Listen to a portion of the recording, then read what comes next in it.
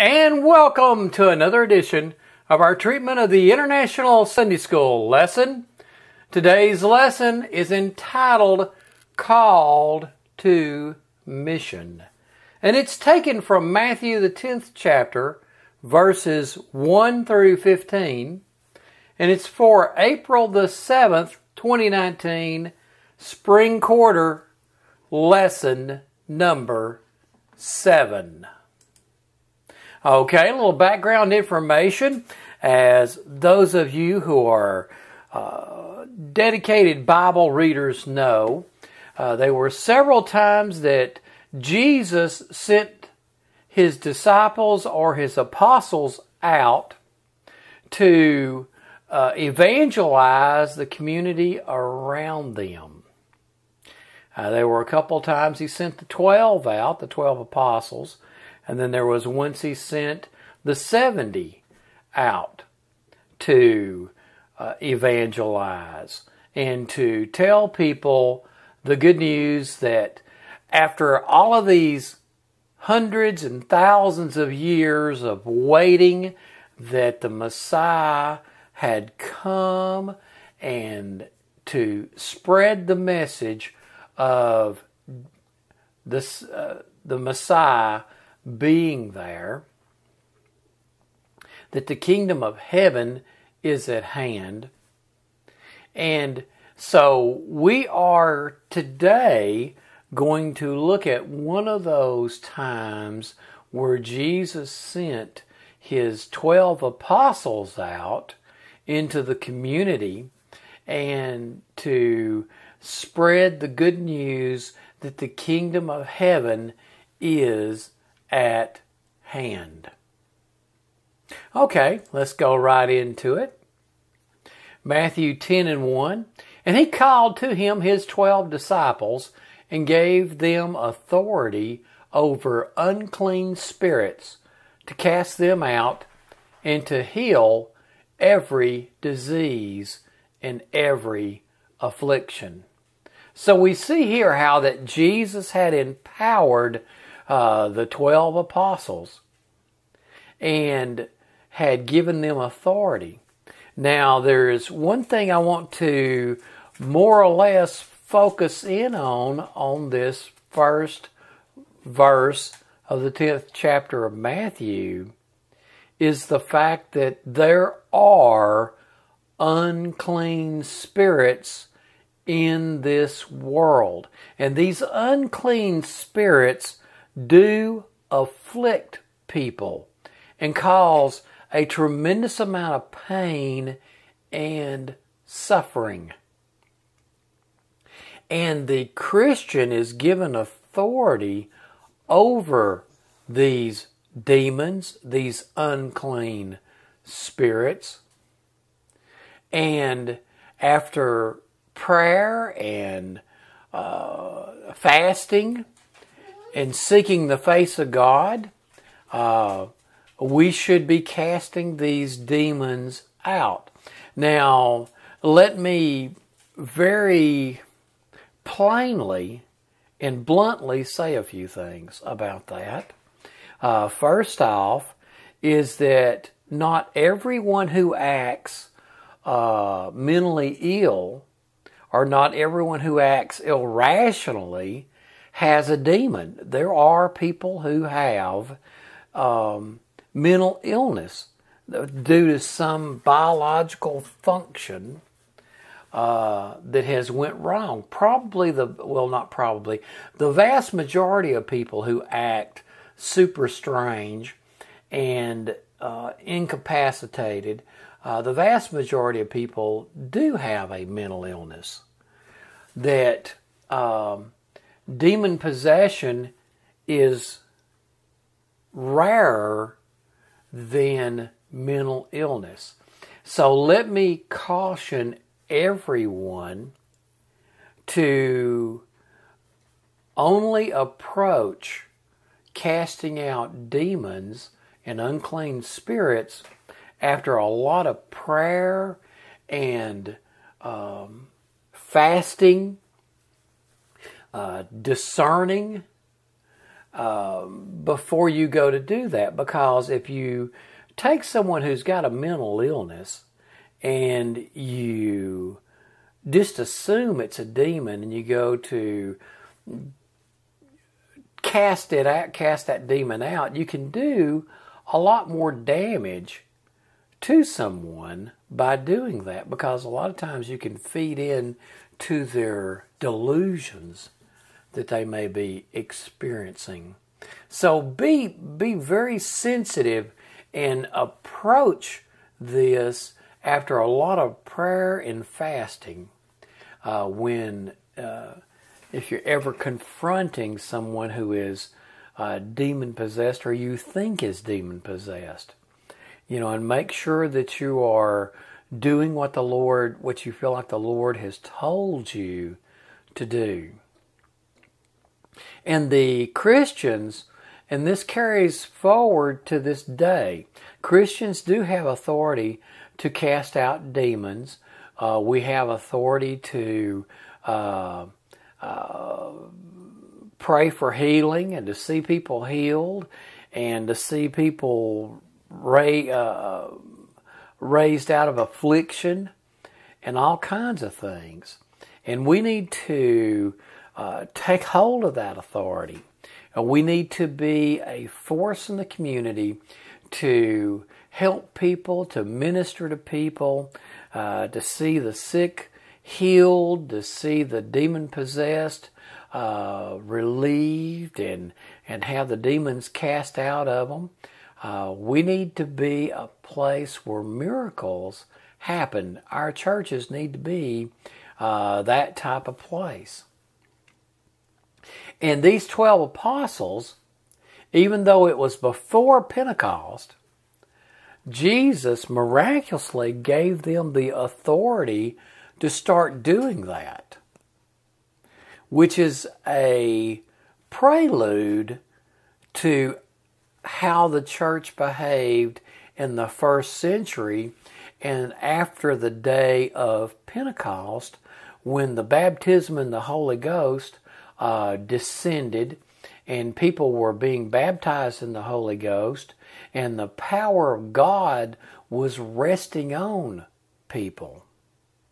Okay? Now continuing on. Now this one is, let me just go ahead and read the verses. 10, 2 through 3. The names of the 12 apostles are these. First, Simon, who is called Peter, and Andrew his brother, James the son of Zebedee, and John his brother, Philip and Bartholomew, Thomas and Matthew the tax collector, and James the son of Alphaeus, and Thaddeus. Now I want to just stop and point out something. This is in the book of Matthew.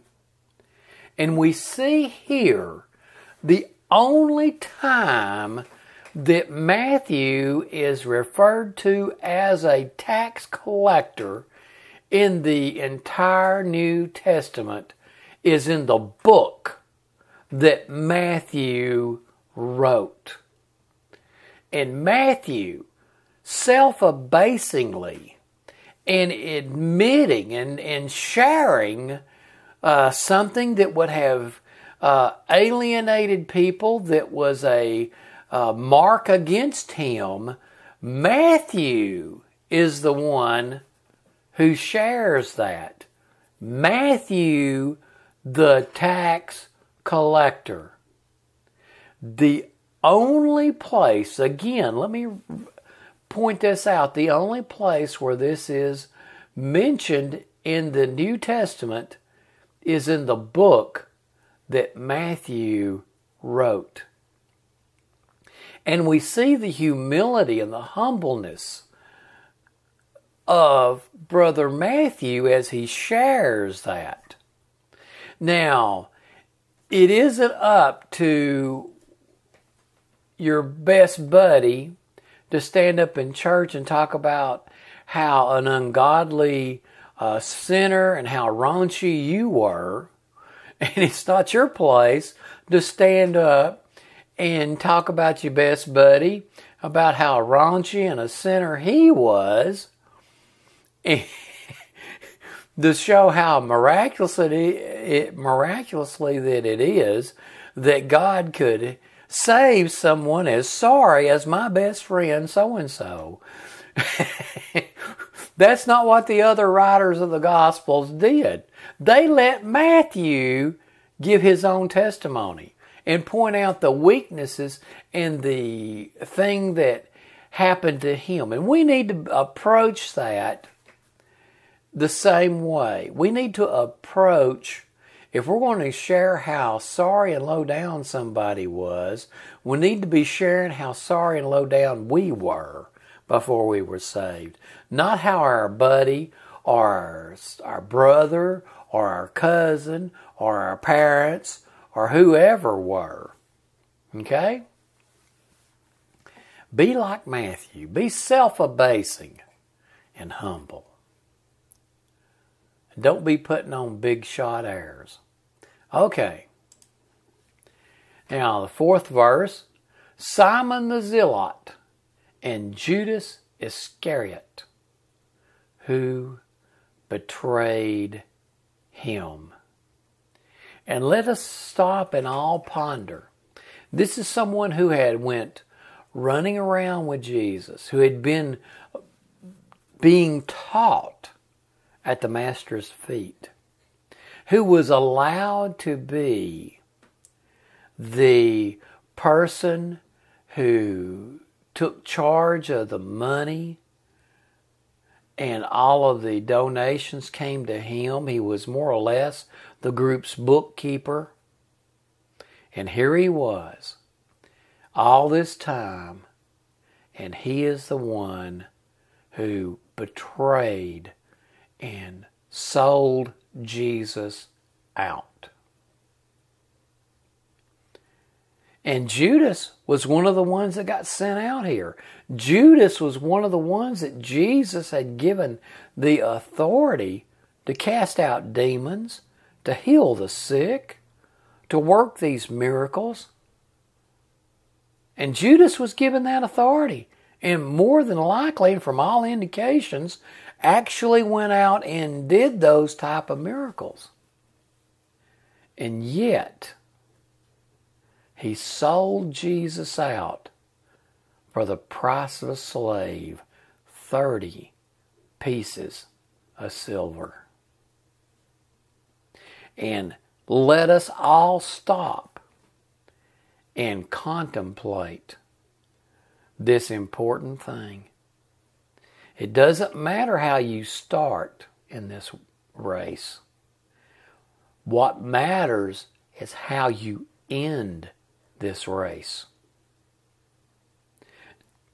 Don't go build a tower, get halfway through building, and give up. Don't start a war with something, get halfway through the war and decide that you ain't going to win and give up and surrender. Take it to the end. It only matters how we end the race. It doesn't matter how we start the race. It don't matter about some cool things that we did along the way. What matters is how we end the race. Don't get discouraged and quit looking for Jesus to split the eastern sky. Don't get discouraged and give up on the rapture. Don't get discouraged and go back out into sin and start back drinking again and running around and acting the idiot.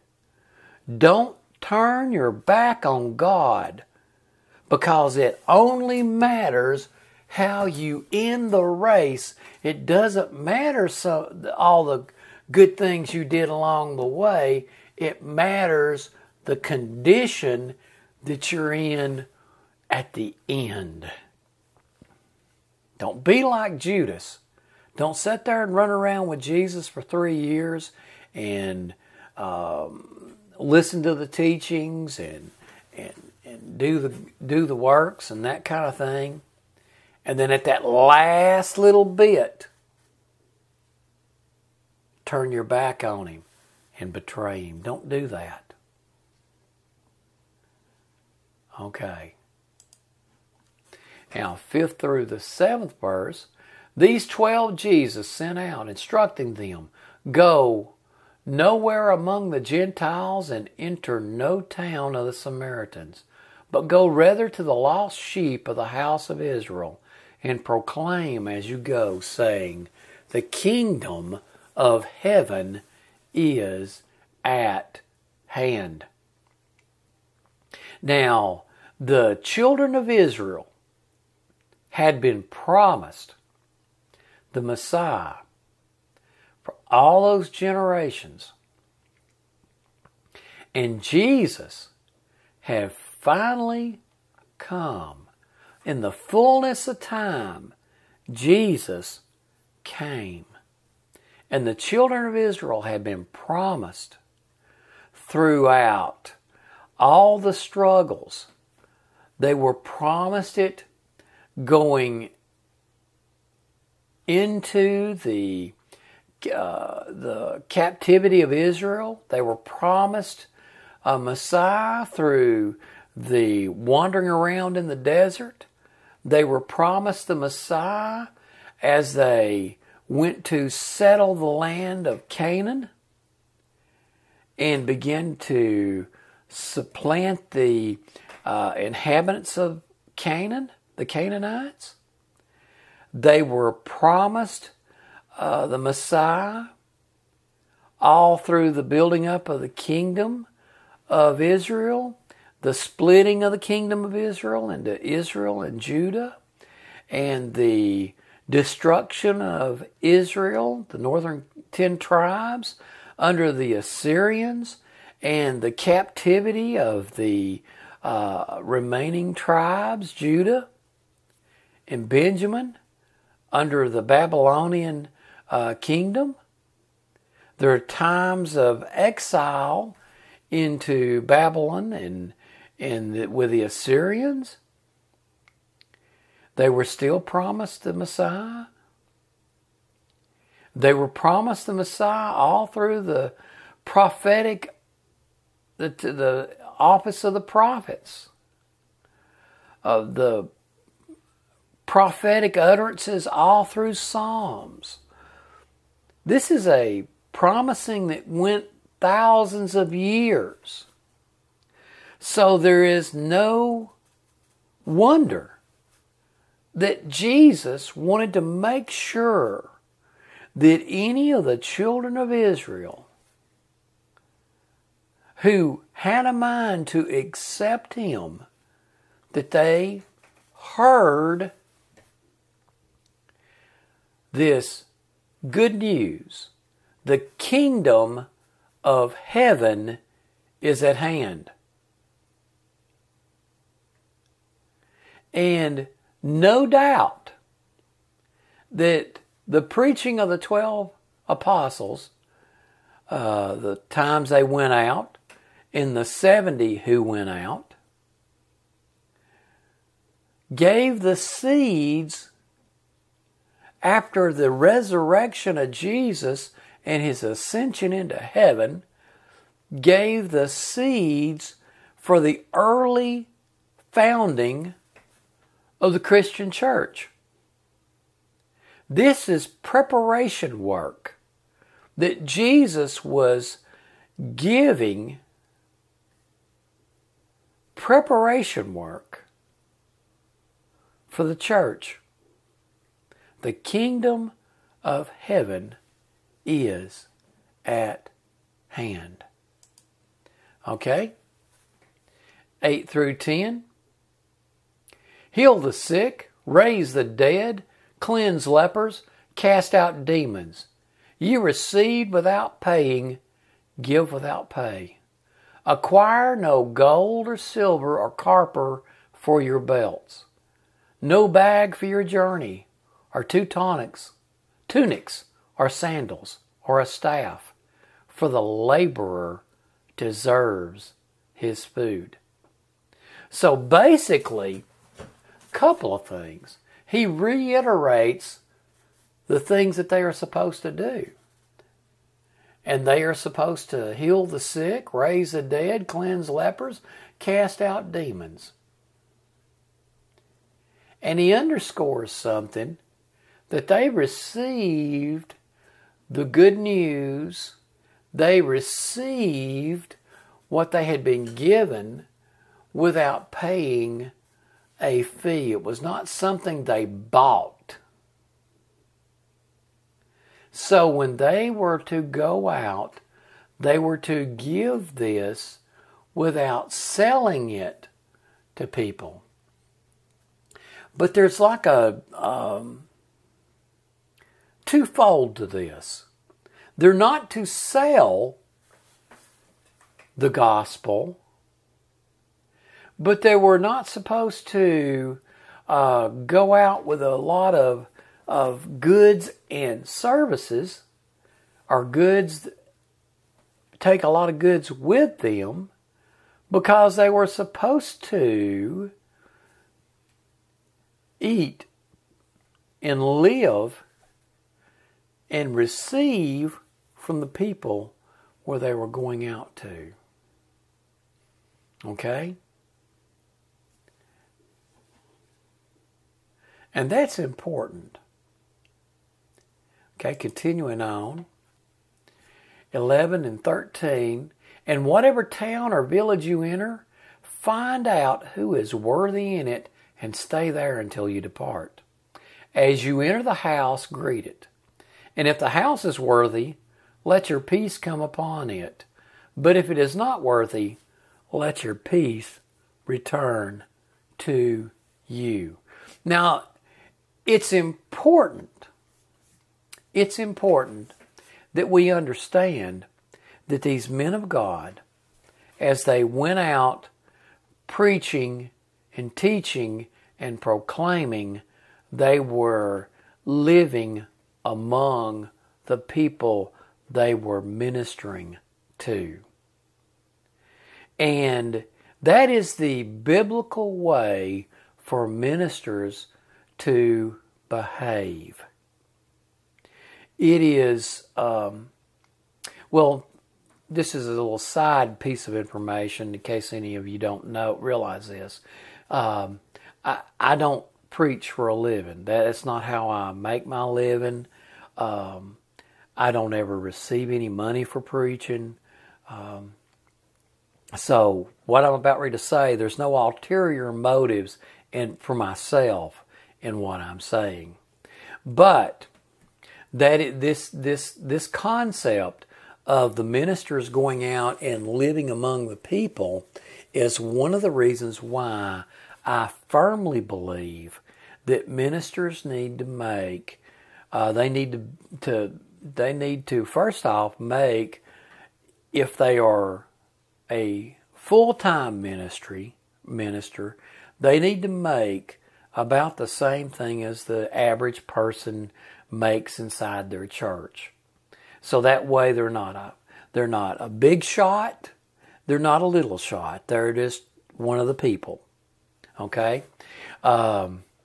So if you pay your pastor way less than most of y'all make, and that's what they do for a living, you're doing wrong.